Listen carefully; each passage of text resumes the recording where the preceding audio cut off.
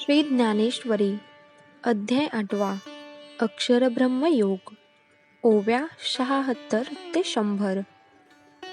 श्री गणेशाय नमः.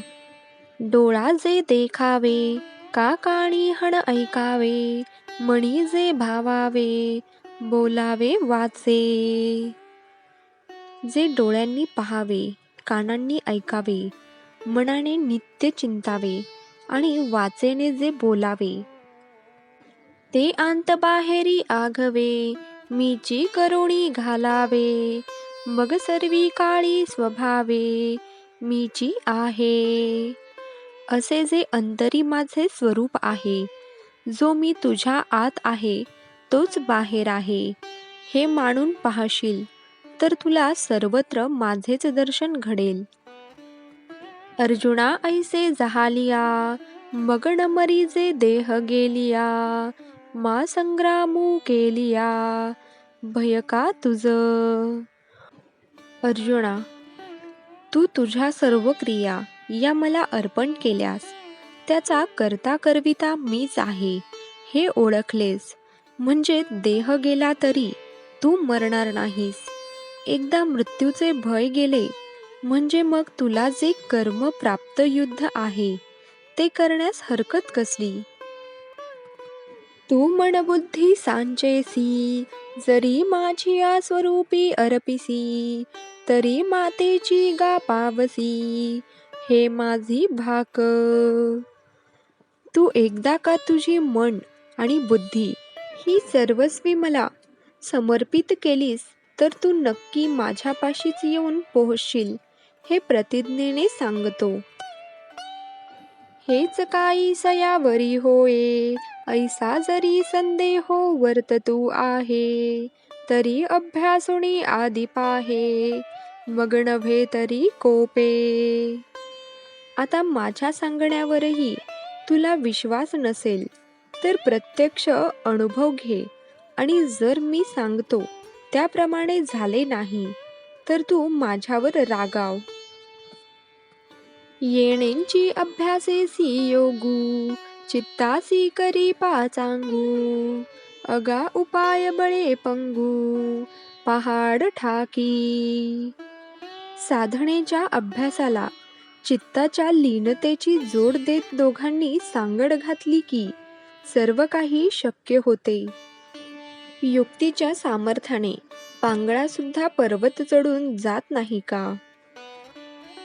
ठेवी सदभ्यासे निरंतर, चित्तासी परमपुरुषाची मोहर, लावी मग शरीर, राहो अथवा जाओ.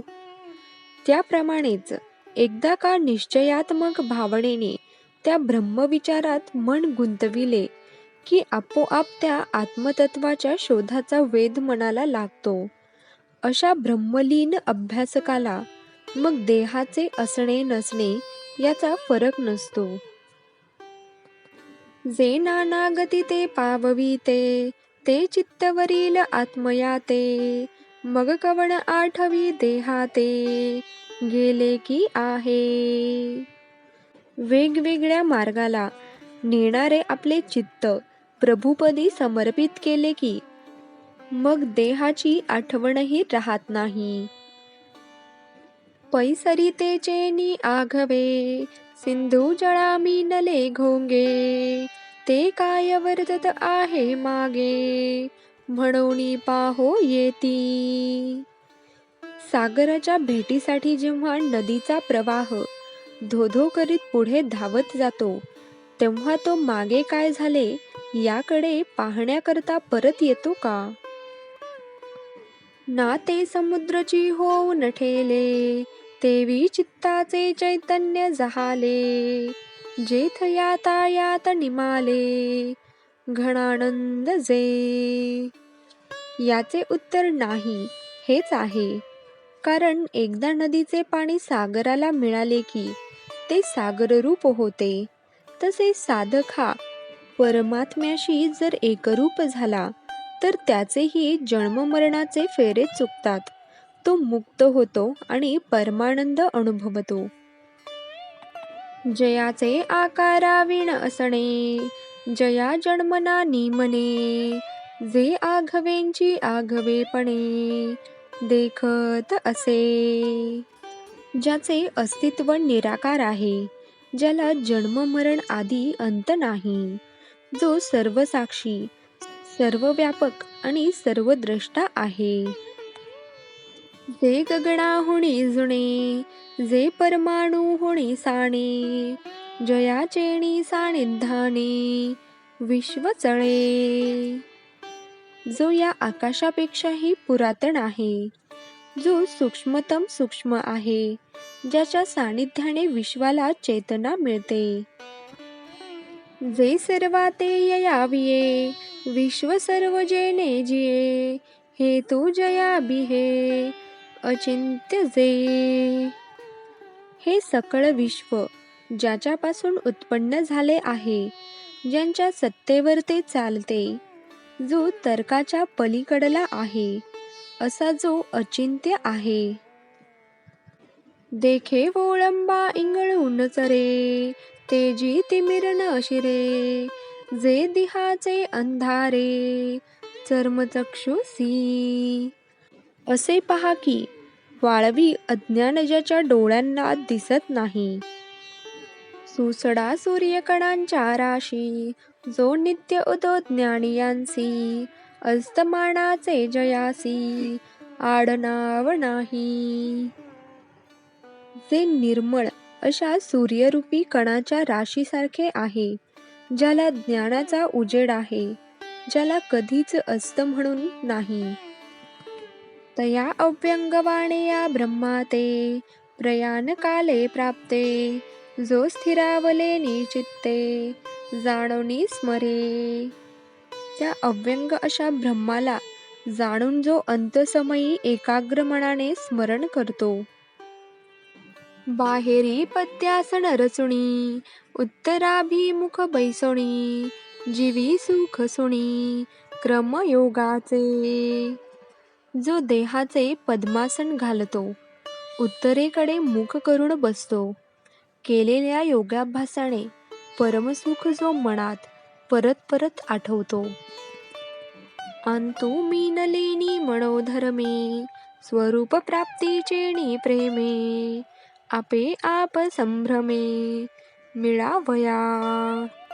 साध्य झालेल्या योगाभ्यासाने, मन एकाग्र झाल्याने, आत्मस्वरूप प्राप्तीच्या प्रेमाने आपल्या ठिकाणी आपण समारंभाने मिळवण्याकरिता आकळलेनी योगे, मध्यमा मध्यमार्गे, अग्निस्थाना नवनिगे ब्रह्मारंध्रा. साध्य झालेल्या योगाभ्यासाने सुषुम्ना नाडीच्या मार्गाने ब्रह्मारंध्रापर्यंत जायला जो प्राण निघतो, तेथ अचेत चित्ताचा सांगा तू, आहाच वाणा दिसे मांडतू, जेथ प्राणू गगना आंतू संचरे का. जेव्हा प्राणवायू महदकाशात शिरतो, त्यावेळी देहादिकांचा आणि प्राण्यांचा संबंध हा वरवरचाच राहतो. परिमणाचे स्थैर्ये धरिला, भक्तीची या भावना भरला, योग बळे आवरला सज्ज होऊनी. पण जो मनाने स्थिरावलेला, शुद्ध भक्तिभावाने भरलेला आणि योग बलाने पूर्ण सावरलेला असतो, तो जडा जडा ते विरवितू, भ्रूलता माझी संचरतू, जैसा घंटानाद लयस्तू घंटेसीच होय. तो योगी आपले चित्त आणि प्राण हे भ्रुकुटीस्थानी आवरून धरतो. जसा घंटेचा नाद घंटेतच, तसा त्या दोघांचाही तिथेच लय होतो. का झांकली या घटींचा दिवा, नेनी जे काय जाहला केव्हा, या रीती जो पांडवा देह ठेवी. तो केवळ परब्रह्म, जया परमपुरुष ऐसे नाम, ते माझे निजधाम होऊनी ठाके. तो केवळ परब्रह्म, परमपुरुष असे ज्याला संबोधतात त्या मी आणि माझ्याच निजस्वरूपास योगी येऊन मिळतो. सकळा जाणणे या जेलाणी, तिये जाणीवे जी जे खाणी.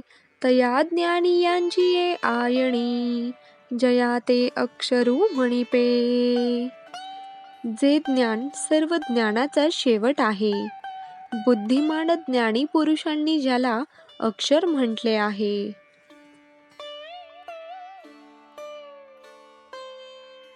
जय जय राम कृष्ण हरी.